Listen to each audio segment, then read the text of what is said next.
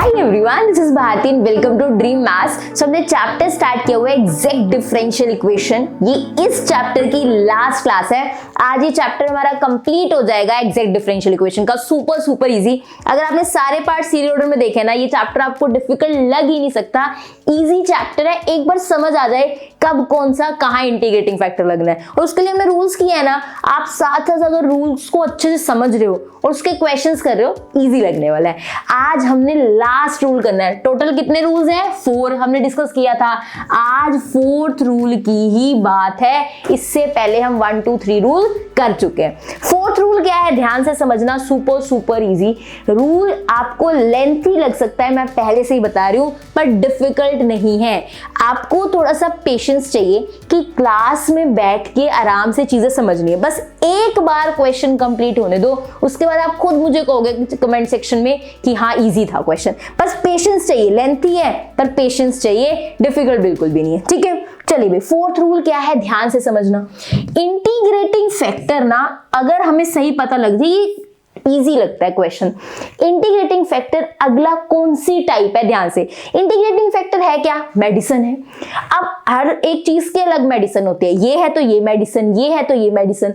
तो हम भी यही सारी चीजें डिस्कस कर रहे हैं कि अगर ऐसे डिफरेंशियल इक्वेशन हुई तो ये इंटीग्रेटिंग फैक्टर होगा, ऐसे डिफरेंशियल इक्वेशन हुई तो ये इंटीग्रेटिंग फैक्टर होगा। 4th रूल में देखो कैसी डिफरेंशियल इक्वेशन पे कैसा इंटीग्रेटिंग फैक्टर होने वाला है। हम टाइप डिस्कस करते आ रहे हैं रूल्स में कि ऐसी डिफरेंशियल इक्वेशन हुई तो ये वाला इंटीग्रेटिंग फैक्टर। 4th रूल में देखो, अगर आपको ध्यान से, मैं पहले कुछ नहीं लिख के लाई, आपके सामने लिखूंगी, हम साथ में चीजें समझ रहे होंगे।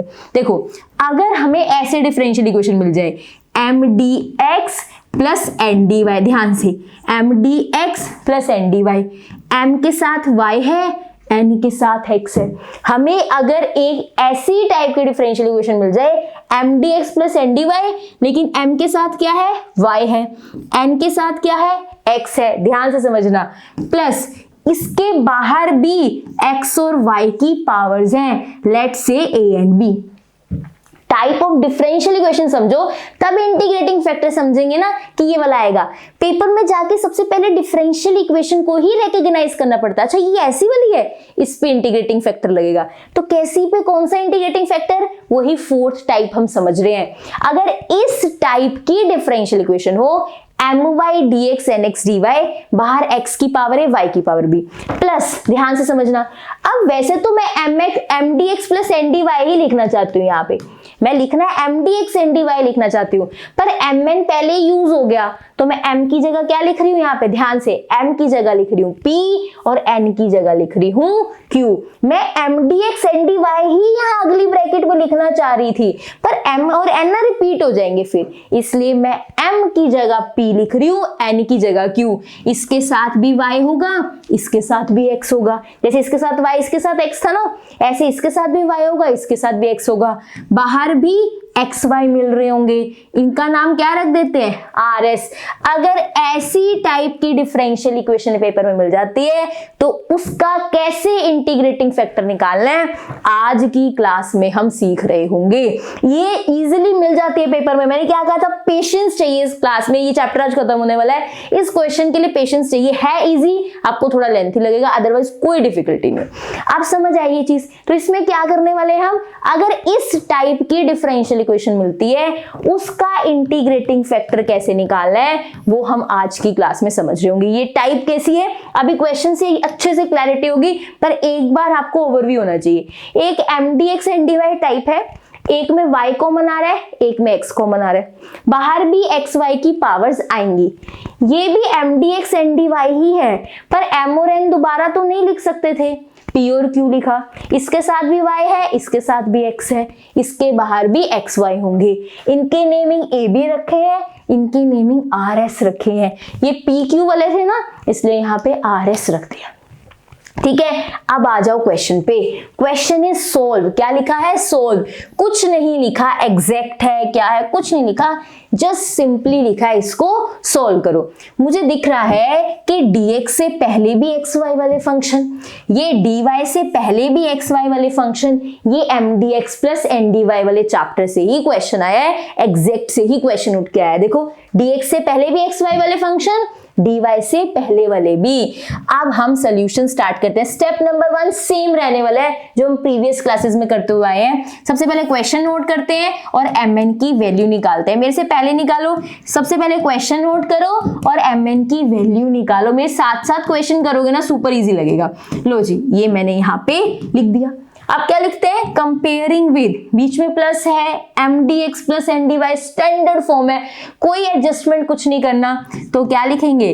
कंपेयरिंग विद, किसके साथ कंपेयर कर रहे हैं? mdx plus ndy is equals to 0। m की वैल्यू क्या है? That is 2x square y minus 3y4। dx से पहले क्या होता है? m। और n की जगह क्या है? 3x cube plus 2xy cube. Step number 1 हो गया, हमने m और n निकाल लिए। नाउ स्टेप नंबर 2 पे चलते हैं। क्या होता है? Partial derivatives. स्टेप नंबर 2 में partial derivative, curl m by curl y, वो क्या होगा? 2x स्क्वायर कांस्टेंट, y का डेरिवेटिव 1 माइनस 12y क्यूब। यहाँ पे ये कांस्टेंट थे, इसका डेरिवेटिव 1 हो गया। Similarly curly n by curly x करते हैं। क्या होगा? 9x square plus 2y cube. इसका 3 आगे आया, 9 हो गया, 9x स्क्वायर, 3 इंटू 3 9 हो गया ना। 2 और y क्यूब क्या थे? कांस्टेंट, एज इट इज आगे। x का डेरिवेटिव 1, तो curl m by curl y, curl n by curl x, ये आगे। क्या ये सेम है? नहीं, डिफरेंट है। तो आप यहां लिखोगे curl m by curl y not equal to curl n by curl x। ये इक्वेशन नंबर 1 है। जो हम कंपेयरिंग से ऊपर लिखते हैं ना, एकदम हमारी परफेक्ट mdx ndy फॉर्म, वो हमारी फर्स्ट इक्वेशन होती है। अगर पार्शियल डेरिवेटिव इक्वल नहीं आए तो equation number 1 is not an exact differential equation. Equation number 1 exact differential equation नहीं हुई। यहां तक क्लियर है? अगर एग्जैक्ट नहीं है तो मेडिसिन लगेगी। एग्जैक्ट डिफरेंशियल इक्वेशन नहीं है तो मेडिसिन लगेगी। मतलब अब स्टेप नंबर नेक्स्ट में हम इंटीग्रेटिंग फैक्टर निकालेंगे।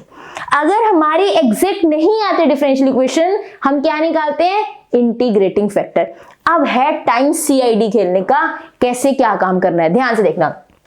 फर्स्ट रूल लग सकता है इसमें ना m में भी 2 टर्म्स हैं, n में भी 2 टर्म्स है। फर्स्ट रूल कौन सा था? हमारे पास ये था ना, curl m by curl y minus curl n by curl x upon n, ऐसे करते थे। फंक्शन ऑफ x ओनली आना चाहिए, ये हमारा फर्स्ट रूल था।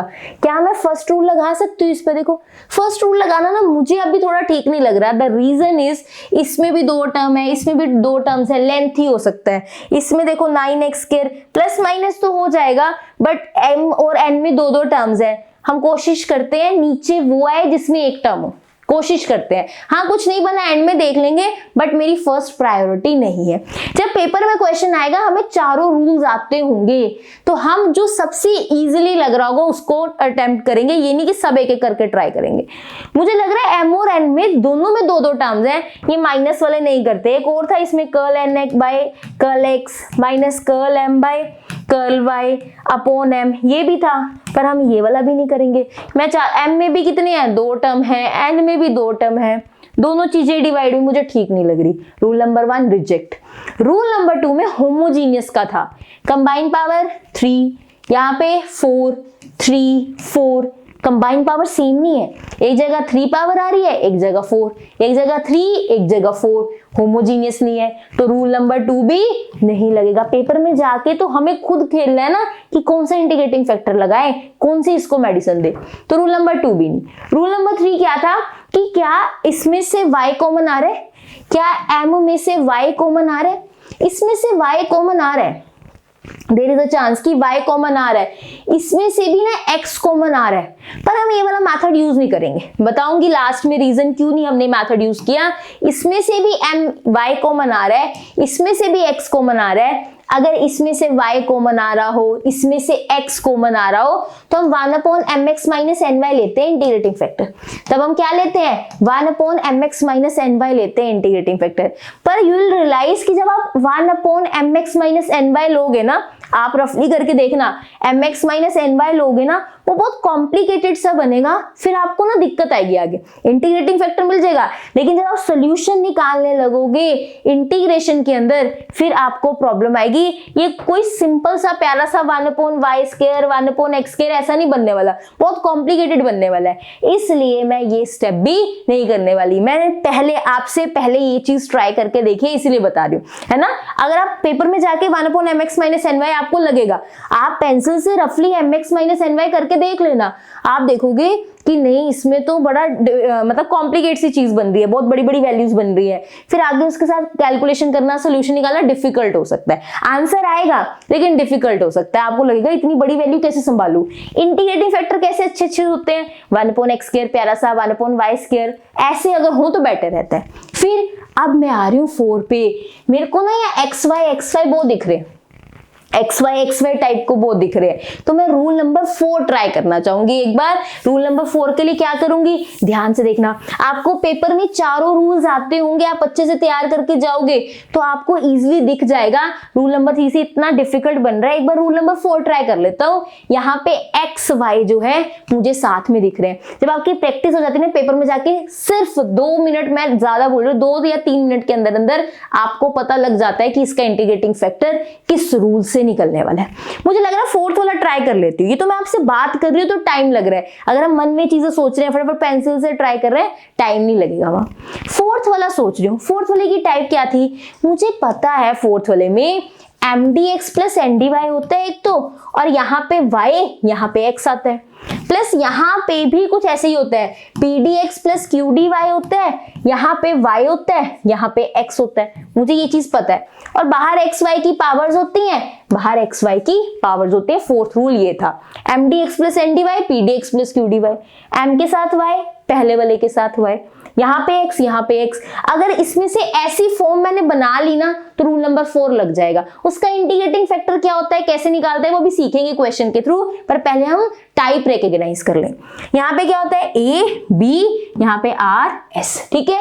ये a b r s m n p q ये सारे के सारे कॉन्स्टेंट्स हैं। यहाँ पे ये जो हमारे पास a b p q, यहाँ पे r s m n, ये सारे के सारे कॉन्स्टेंट्स का मतलब नंबर आएंगे, यहाँ पे कोई एक्स वाई वाले फंक्शंस नहीं आएंगे।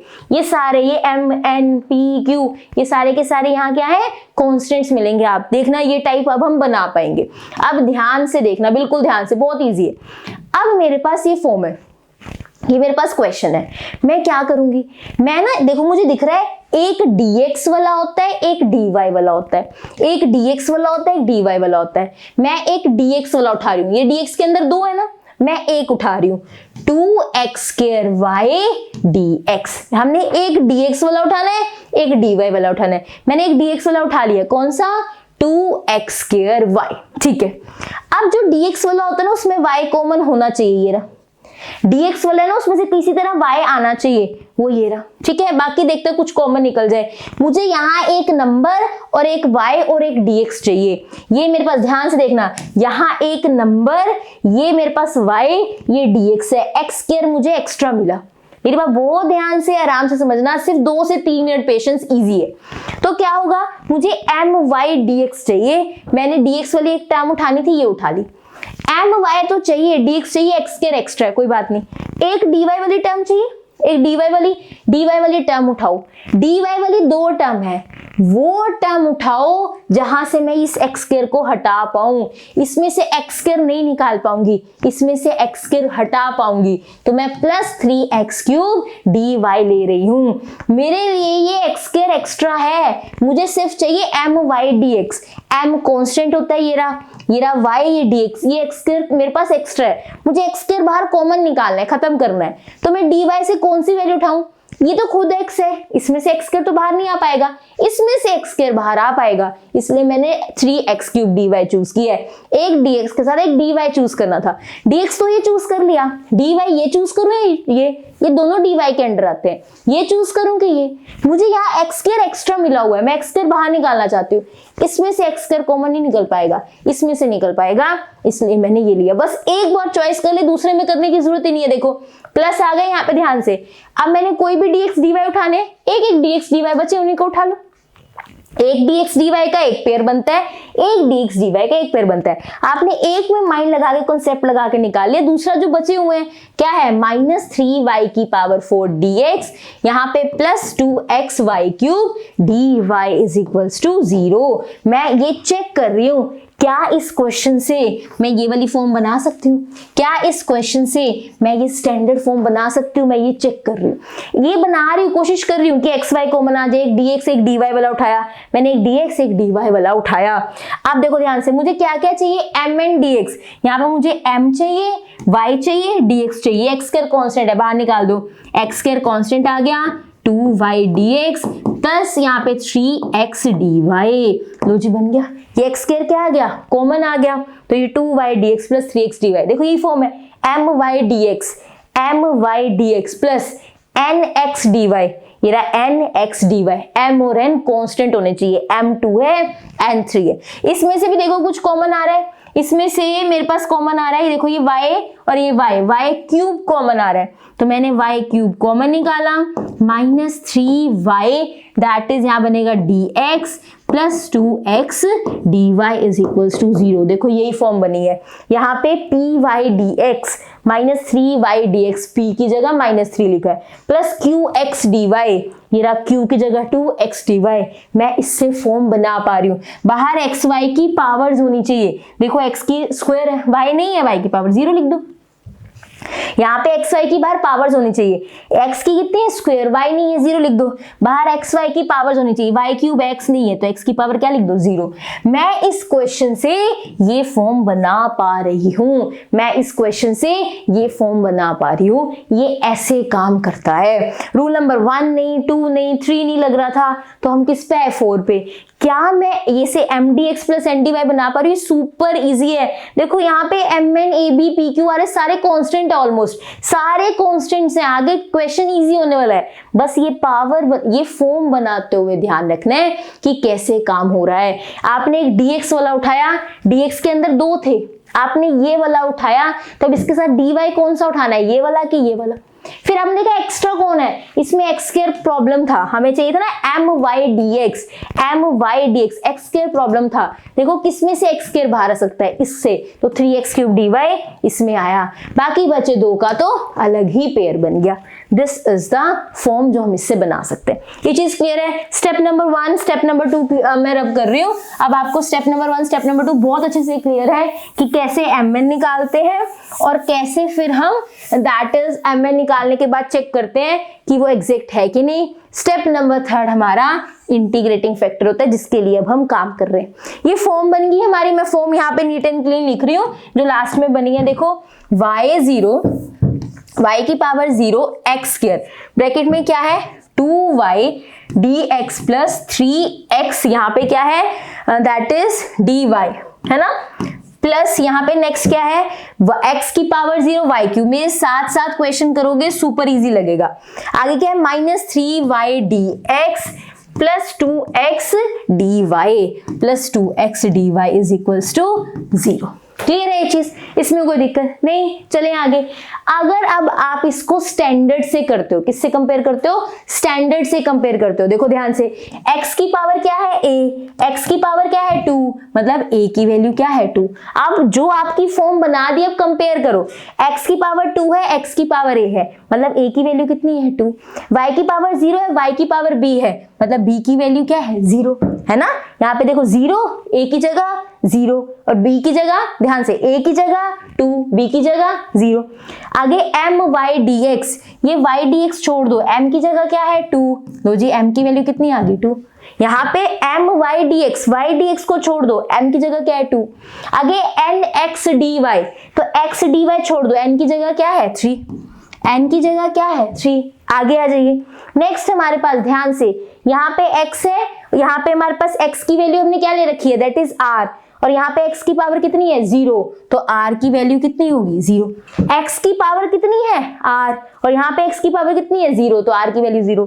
y की पावर s, y की पावर कितनी है 3, तो s की वैल्यू कितनी आ गई 3। जो स्टैंडर्ड फॉर्म है उससे आप कंपेयर करो, y dx छोड़ दो p मिल जाएगा, y dx छोड़ दिया, ये क्या बचा -3, सो p इज -3।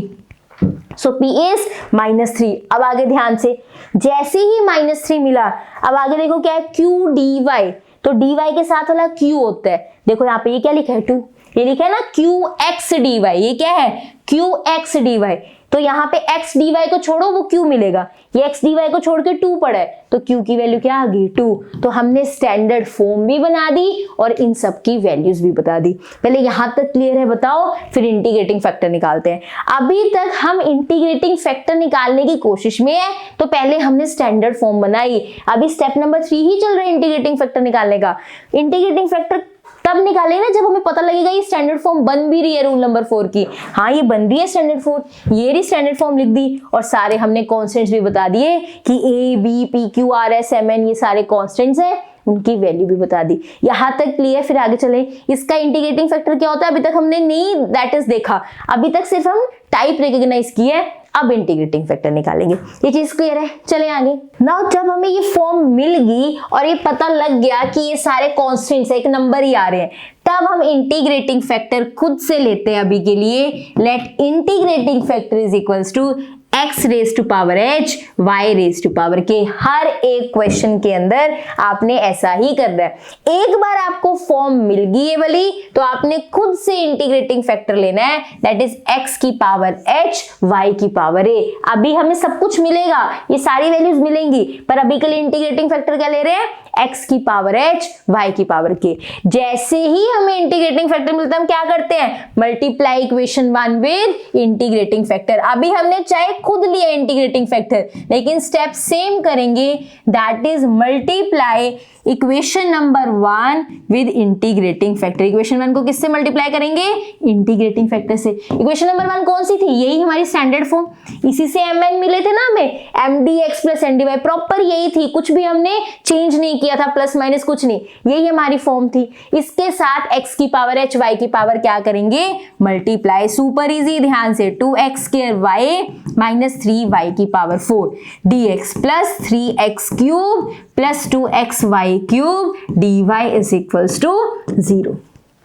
अब देखो इसको अंदर ले जाओ, 2 की पावर, यहाँ पे 2 एस एच, x की पावर 2 प्लस h, y की power k plus 1, base same power add. अगर ये h अंदर जाएगा, 2 पहले से ही थी, h प्लस 2 हो गया, h ही हमारे पास बाहर थी ना, अंदर गया, base same power add, h plus 2, यहाँ पावर पहले क्या थी 1, बाहर से क्या जा रही है k plus 1, base same power add, k ये रही 1 ये रही, k plus 1 minus 3y 4 plus k x की पावर h, ये 4 पहले से थी, k बाहर से आई, x था नहीं, x की power h as it is.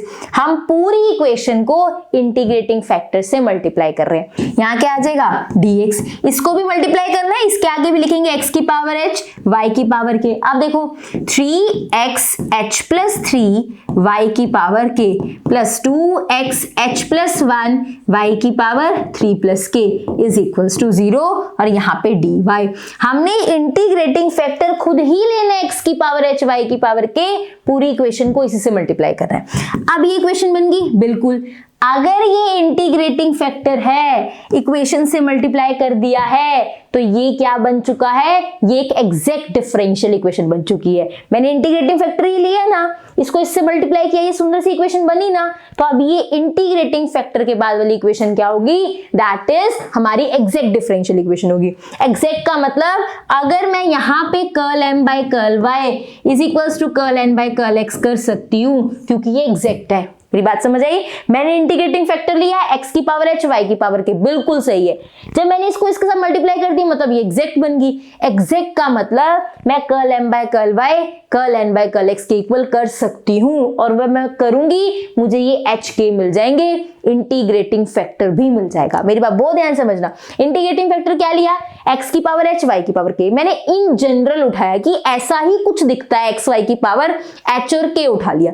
जब मैंने h k उठाया, इक्वेशन से मल्टीप्लाई किया, पक्का ये एग्जैक्ट है, बनेगी एग्जैक्ट, क्योंकि इंटीग्रेटिंग फैक्टर है।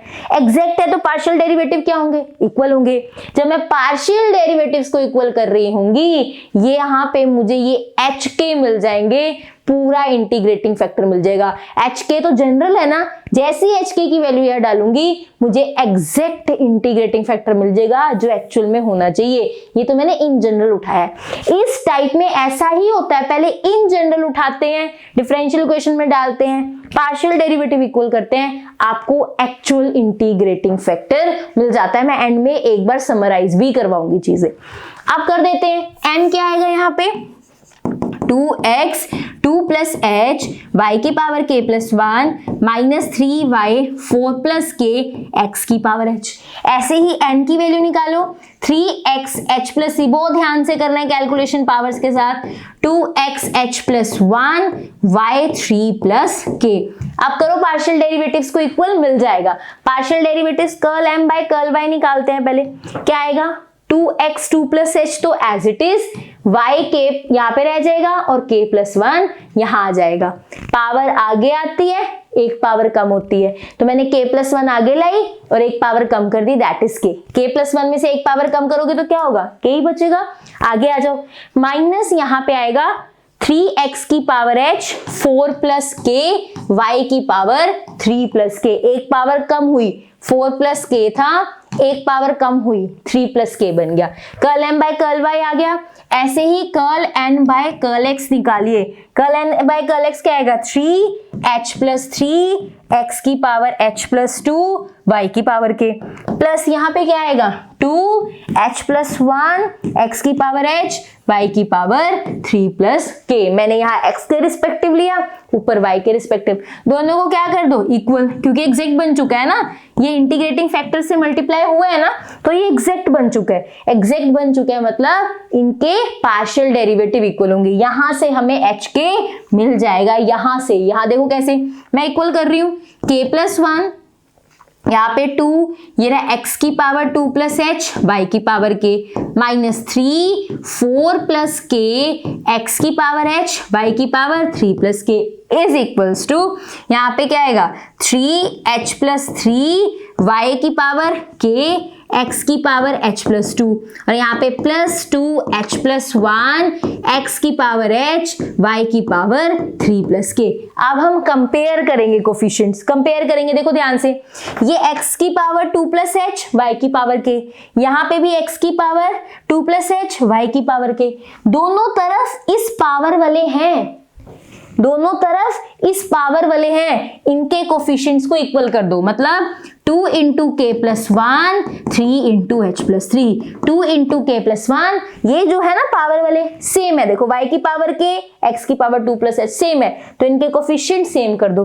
दूसरा क्या है x की पावर h y की पावर 3 प्लस k, x की पावर h y की पावर 3 प्लस k, अब इनको इक्वल कर दो, साइन कंसिडर करते हुए चलना, minus 3 4 plus k is equals to 2 into h plus 1, minus 3 4 plus k is equals to 2 into h plus 1, दोनों के कोफिशिएंट सेम कर दिए। इसको हम इक्वेशन स्टार और डबल स्टार कह दो, इसको हम सॉल्व करके HK की वैल्यू निकालेंगे। इसको सॉल्व करके क्या करेंगे, HK की वैल्यू, मैं ये नोट कर रही हूँ, इनको सॉल्व करते हैं, हमें अपना इंटीग्रेटिंग फैक्टर मिल जाएगा। उसके बाद सिंपल जैसे हम करते हैं वैसे ही काम करेंगे स्टेप नंबर 4 स्टेप नंबर 5 में। पहले बताओ यहाँ से HK की वैल्यू निकालें, इसको 2 से मल्टीप्लाई करो, खोलो, मैं भी HK की वैल्यू निकालती हूँ, आप भी निकालो, फिर मैच करते हैं। स्टार और डबल स्टार वाली इक्वेशन थी ना, वही नोट किया मैंने, जो लास्ट में स्टार और डबल स्टार आई है ना, वही 2 इक्वेशंस नोट किया। फटाफट से सॉल्व करते हैं, इसको सुंदर सा बनाते हैं।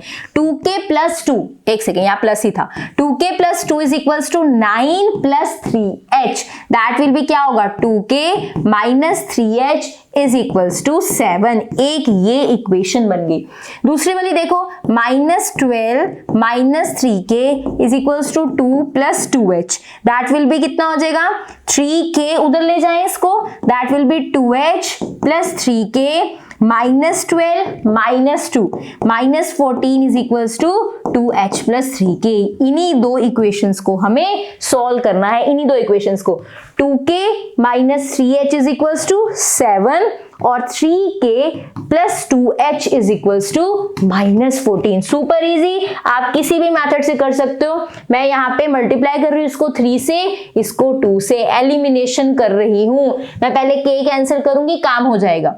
के कोफिशिएंट सेम बनाती हूँ, इसलिए ऊपर वाले को 3 से मल्टीप्लाई किया, नीचे वाले को 2 से, देखो सेम बन जाएंगे। 6k minus 9h 21, 6k plus 4h is equals to minus 28। Clear है? साइन चेंज कर देते हैं ताकि हम कैंसिल कर पाए, प्लस माइनस कैंसिल हो गए, माइनस माइनस प्लस 9 और 4 दैट विल बी 13। ये प्लस माइनस, माइनस ऊपर माइनस था प्लस था, ऊपर प्लस ही था ना, प्लस और प्लस, प्लस 8 और 1 9, 2 और 2 4, 49। तो h की वैल्यू आ गई माइनस 49 अपॉन 13, ये मेरे h की वैल्यू आ गई। ये माइनस 13 उधर जाएगा ना, माइनस ऊपर लिखो या नीचे फर्क नहीं पड़ता। सो h इज माइनस 49 बाय, ये हमारे पास 13 आ गया। एक बार h आ गया, आप किसी भी इक्वेशन में डाल दो, 2k minus 3 into minus 49 by 13 is equals to 7। ये 2k यहाँ क्या बनेगा, माइनस माइनस प्लस, 50 इंटू 3 करते 150 आता, 3 कम है, कितने कम है, 3 कम, 147 अपॉन 13। आप सिंपल मल्टीप्लाई कर सकते हो 49 इंटू 3, बट वैसे लॉजिक ये होता है 50 इंटू 3 करो तो 150 आता, अब 49 इंटू 3 हो रहा है, एक एक कम है, तो यहाँ पे 147 by 13, 13 into 2 26k plus 147 by 13 is equals to 7, that will be 26k plus 147 is equals to 7 into 13, 97 that will be 26k plus 147। ये यहाँ पे आके क्या हो जाएगा, minus 97 minus 147 that will be कितना हो जाएगा, दैट विल बी 56 हो जाएगा माइनस का। सो k की वैल्यू कितनी आएगी, माइनस 56 अपॉन 26, 2 1 जा 3 जा 2 2 जा और ये बनेगा हमारे पास 8, minus 28 by 13 is the answer for k। h की वैल्यू माइनस 49 बाय 13, k की वैल्यू माइनस 28 बाय 13, मतलब हमारा फाइनली इंटीग्रेटिंग फैक्टर क्या है, x की पावर h y की पावर k था ना, इंटीग्रेटिंग फैक्टर क्या लिया था, x की पावर h y की पावर k, मतलब x की पावर माइनस 49 बाय 13, y की पावर माइनस 28 बाय 13, ये हमारा इंटीग्रेटिंग फैक्टर है। और कोई नया स्टेप नहीं है, स्टेप नंबर 4 में वही हम मल्टीप्लाई करके एग्जैक्ट दिखा रहे होंगे, स्टेप नंबर 5 में हम सोल्यूशन निकाल रहे होंगे, सेम स्टेप्स जैसे हम प्रीवियस क्लासेस में कर रहे हैं। यही एक स्टेप जो था नया था जो आपको समझना है। क्या है इस स्टेप में, ध्यान से समझना। पहले हमने कहा क्या ये फॉर्म बन रही है स्टैंडर्ड वाली, हमने स्टैंडर्ड फॉर्म बनाई ना स्टैंडर्ड फॉर्म, कहां गई, ये देखो स्टैंडर्ड फॉर्म बनाई ये वाली, ये स्टैंडर्ड फॉर्म मैं एंड में भी लिखवाऊंगी। x की पावर है, y की पावर b, x यहाँ पे m y dx and x dy, फिर x y फिर से, फिर p y dx q x dy, ये हमने फॉर्म बनाई। और इजीली यहाँ पे हमने लॉजिक भी डिस्कस किया कि अगर एक dx वाला ये उठाया है तो dy क्यों उठाया था दूसरा, वो भी लॉजिक डिस्कस किया। जैसे ही ये फॉर्म बन गई x की पावर h और y की पावर k, आपने इंटीग्रेटिंग फैक्टर हर क्वेश्चन में ले लेना है जहां पे ये फॉर्म बन गई।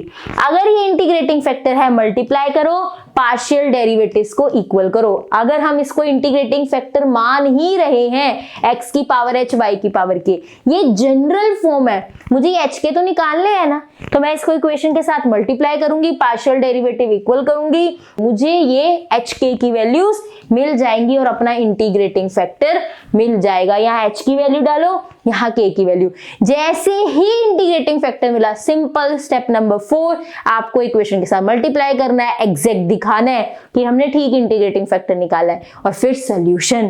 पहले बताओ यहाँ तक क्लियर है, चलिए आगे। नाउ इंटीग्रेटिंग फैक्टर आ गया, आप स्टेप नंबर 4 पे चलते हैं। Step number 4 super easy, same steps जैसे हमने प्रीवियस क्लासेस में किए हैं, ध्यान से देखना, एक एक स्टेप यहीं पर अच्छे से लिखा हुआ है, आप कैलकुलेशंस मैच कर पाओगे। इंटीग्रेटिंग फैक्टर को किससे मल्टीप्लाई करते हैं, इक्वेशन नंबर 1 से। मैं इक्वेशन नंबर 1 से मल्टीप्लाई करूंगी, this is the equation number 1 and this is the integrating factor. Same steps हैं जो हमने प्रीवियस क्लासेस में किए हैं, इसीलिए मैंने सॉल्व फॉर्म रखी है। इसमें एलसीएम पावर ऐड करने का काम है, तो आप सिंपल कैलकुलेशंस कर सकते हो। एक एक चीज डिस्कस करूंगी। अभी अंदर मल्टीप्लाई जाएगा, x की पावर ये है और यहाँ पे कितनी है 2, base same power add, minus 49 by 13 plus 2, आपके पास ये बन रहा होगा। आप सेम बिल्कुल जैसे हम करते थे ना पावर्स को, बेस सेम पावर ऐड, तो माइनस 49 बाय 13 प्लस 2 होगा। जब इससे मल्टीप्लाई होगा ना, दिस प्लस दिस होगा। यहाँ आप एलसीएम लोगे, 13 आएगा -49 प्लस यहाँ क्या आ जाएगा 26 आ जाएगा। अब 49 में से 26 गए, 9 में से 6 गए 3, ये 20 -23/13 यही यहाँ लिखा है। ऐसे आपने एक एक की बेस सेम पावर ऐड ये सारी चीजें करनी है। देखो ध्यान से, वैसे तो इस टाइप का क्वेश्चन इन चारों रूल्स में से सबसे कम चांसेस इसके हैं। तो चारों रूल्स हमने किए ना, इनके कंपैरिजन में सबसे कम चांस इसके, पर हम इसको छोड़ के नहीं जा सकते।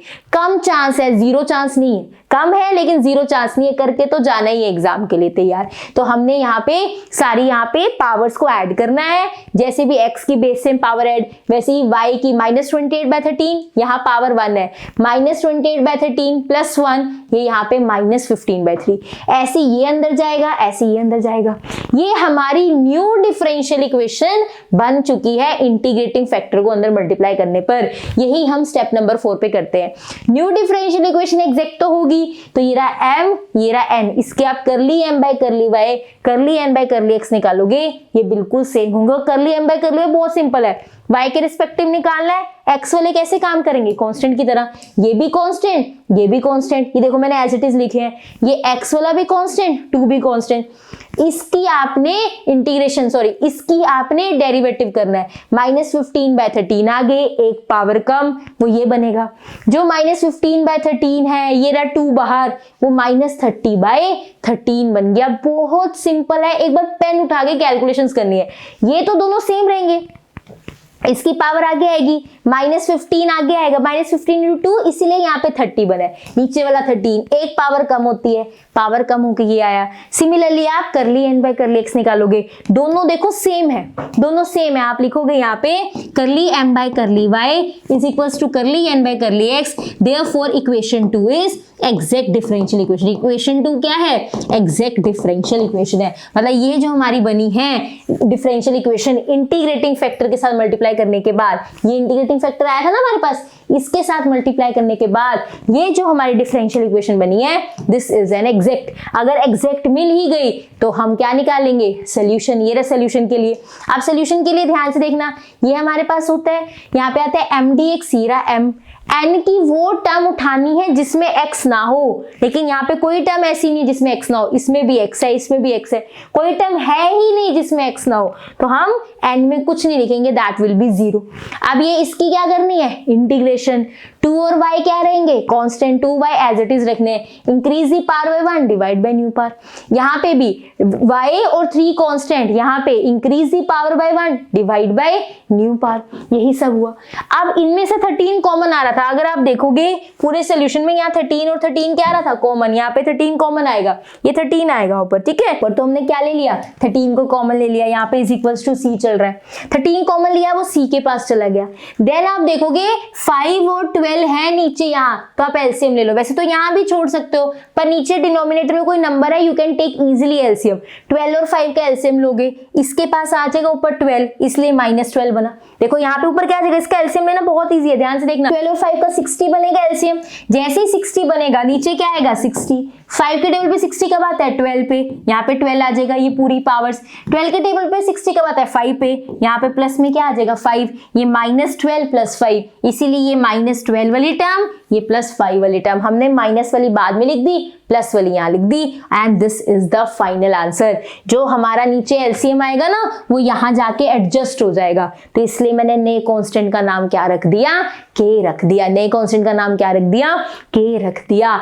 एक एक स्टेप आप पेंसिल उठा के, पेन उठा के करना शुरू करोगे, एक एक चीज सेम आपको नोटबुक पे मिलेगी। फिर भी कोई डाउट है आप कमेंट सेक्शन में पूछ सकते हो, या मैं रिप्लाई कर रही होंगी, या आपके जैसा कोई स्टूडेंट जो यहाँ से पढ़ रहा है आपको जरूर रिप्लाई करेगा। डाउट क्लियर होना चाहिए, चाहे वो स्टूडेंट करे चाहे मैं करूं। ये चीज क्लियर है? चले आगे। इसी के साथ हमारा चैप्टर कंप्लीट होता है, एग्जैक्ट डिफरेंशियल इक्वेशन। फटाफट से समराइज करते हैं। 4 रूल्स हमने टोटल सीखे हैं। रूल नंबर 1 क्या था कि आप अगर आपके पास जो पार्शियल डेरिवेटिव्स हैं बहुत सुंदर सुंदर से आ रहे हैं, जैसे वाई स्क्वायर बहुत सिंपल से आ रहे हैं, तब आप उनको माइनस करके देख सकते हो। अगर इससे x का फंक्शन आ रहा है तो हम ये वाला इंटीग्रेटिंग फैक्टर उठाएंगे। लेकिन अगर हमारे पास इससे नहीं आ रहा तो उल्टा वाला ट्राई कर लो, curl n by curl x minus curl m by curl y y का फंक्शन आना चाहिए तो हम ये इंटीग्रल फैक्टर उठाएंगे। This was the rule number 1। ये क्या था? Rule number 1। रूल नंबर 2 क्या किया हमने, इसी में करते हैं। रूल नंबर 2 ध्यान से देखना, रूल नंबर 1 क्लियर हो गया ना? क्या किया कि अगर हमारे पास सिंपल से आ रहे हैं, क्या सिंपल से आ रहे हैं, दैट इज पार्शियल डेरिवेटिव्स, तब हम ये यूज कर सकते हैं, इससे फंक्शन ऑफ x ओनली आना चाहिए। क्या आना चाहिए? फंक्शन ऑफ x ओनली आना चाहिए। अगर उल्टा करें तो फंक्शन क्या आना चाहिए? सिर्फ y का। अगर उल्टा करें तो फंक्शन किसका? y का। यहाँ n है तो m function of y only. ये हमने फर्स्ट रूल किया था। इसमें integrating factor e raise to power fx dx, इसमें integrating factor e raise to power f of y dy। जो हमारा यहाँ आंसर आता है ना फंक्शन ऑफ x ओनली का, वही e के ऊपर चला जाता है और हमें इंटीग्रेटिंग फैक्टर मिल जाता है। सेकेंड जो रूल किया हमने कि अगर हमारे पास होमोजीनियस है, सेकेंड रूल क्या किया, अगर हमारे पास होमोजीनियस डिफरेंशियल इक्वेशन है तो 1/mx प्लस ny ये हमारा इंटीग्रेटिंग फैक्टर होगा। अगर क्या है? होमोजीनियस है। होमोजीनियस होना चाहिए, इसकी वैल्यू 0 नहीं होनी चाहिए, तो ये इंटीग्रेटिंग फैक्टर है। थर्ड हमने क्या किया कि अगर हमारे पास y कॉमन आ रहा है m में से, x कॉमन आ रहा है n में से, तो 1/mx माइनस ny हमारा इंटीग्रेटिंग फैक्टर होगा। ये हमारा इंटीग्रेटिंग फैक्टर होगा। फोर्थ रूल जो आज किया है, फोर्थ रूल क्या किया है कि अगर हम ऐसी फॉर्म बना पा रहे, कैसी, m यहाँ पे dx n dy, इसके साथ y है, यहीं पे रब करके लिखो। एक सेकेंड, फोर्थ फॉर्म के लिए अलग से बना रही हूं। देखो फोर्थ रूल क्या किया है, अगर हम m dx plus n dy बना पा रहे हैं, ठीक है। अब यहाँ पे इसके साथ y है, इसके साथ क्या है? x है, और यहाँ पे x y की पावर्स हैं। सिमिलरली यहाँ पर भी p dx plus q dy बना पा रहे हैं। इसके साथ y है, इसके साथ x है, और यहाँ x y की पावर्स है। यहाँ पे पावर्स कैसे लेंगे? ये a b नेमिंग दी थी, ये RS नेमिंग दी थी, जहां पे ये सारे A, B, M, N, R, S, T, Q ये सारे नंबर्स हैं, इसमें कोई भी X, Y नहीं है, ये सारे नंबर्स हैं। अगर हम ऐसी फॉर्म बना पा रहे हैं क्वेश्चन में, तो इंटीग्रेटिंग फैक्टर पहले क्या लेते हैं? X की पावर H और Y की पावर K, ये इंटीग्रेटिंग फैक्टर हम लेते हैं। ये इंटीग्रेटिंग फैक्टर लेने के बाद, इक्वेशन में डालने के बाद पार्शियल डेरिवेटिव्स को इक्वल करते हैं, हमें HK मिल जाता है। फिर हमारे पास एक्चुअल इंटीग्रेटिंग फैक्टर आता है। पहले हम जनरल उठाते हैं कि ये इंटीग्रेटिंग फैक्टर है, इक्वेशन के साथ मल्टीप्लाई भी कर देते हैं, जो हमारी फर्स्ट इक्वेशन होती है ना उसके साथ मल्टीप्लाई भी कर देते हैं, पार्शियल डेरिवेटिव इक्वल भी कर देते हैं, हमें HK मिल जाता है। जैसे ही HK मिलता है हमारे पास एक्चुअल इंटीग्रेटिंग फैक्टर आता है। इस वाले रूल में हम इंटीग्रेटिंग फैक्टर पहले जनरल उठा के सारा प्रोसीजर करते हैं कि पार्शियल डेरिवेटिव इक्वल करो HK मिल जाए, और फिर एक्चुअल मिलता है। एक्चुअल मिलने के बाद सेम स्टेप्स रहते हैं, जैसे इंटीग्रेटिंग फैक्टर मिला मल्टीप्लाई करो, एग्जैक्ट दिखाओ और फिर सोल्यूशन निकालो। ये चारों के चारों रूल्स में ऐसा ही हमने किया है। पहले mn निकालो, mn जैसे ही मिले, ये तो चलो इंटीग्रेटिंग फैक्टर निकालने का वे था ना, ये सारा क्या था? इंटीग्रेटिंग फैक्टर निकालने का वे। चाहे आपके पास ये वाली चीजें थी, चाहे आपके पास ये वाली चीजें थी, पर एक्चुअल में क्वेश्चंस कैसे कर रहे थे? पूरा चैप्टर समराइज हो रही है 4 से 5 मिनट में। अगर आपके पास mdx plus ndy equals to 0 form है, सबसे पहले आप चेक करते हो, पहले सबसे पहले mn निकाल दो। सबसे पहले स्टेप नंबर 1 mn होता है, ये आपका फर्स्ट स्टेप होता है। सेकेंड स्टेप में आप पार्शियल डेरिवेटिव्स देखते हो। क्या देखते हो? Partial derivatives. अगर ये इक्वल हो गए सोल्यूशन की तरफ चले जाओ, अगर ये इक्वल हो गए सोल्यूशन की तरफ चले जाओ। लेकिन अगर इक्वल नहीं है, लेकिन अगर ये इक्वल नहीं हुए तो आप क्या करोगे?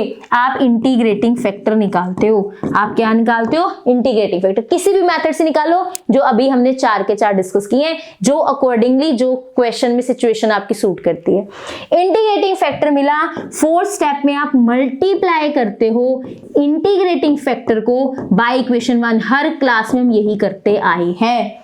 आपने इंटीग्रेटिंग फैक्टर को मल्टीप्लाई करना है एंड शो एग्जैक्टनेस। आपने करली m बाय करली y, करली n बाय करली x भी इक्वल दिखाने हैं। जब आप मल्टीप्लाई करते हो एक नई डिफरेंशियल इक्वेशन बनती है, उसमें आपने फिर उस m और n के साथ आपने पार्शियल डेरिवेटिव इक्वल दिखा दे। लास्ट है फिफ्थ, जैसे एग्जैक्ट हो गया पार्शियल डेरिवेटिव इक्वल हो गए, आपने सोल्यूशन निकालना है। क्या निकालना है?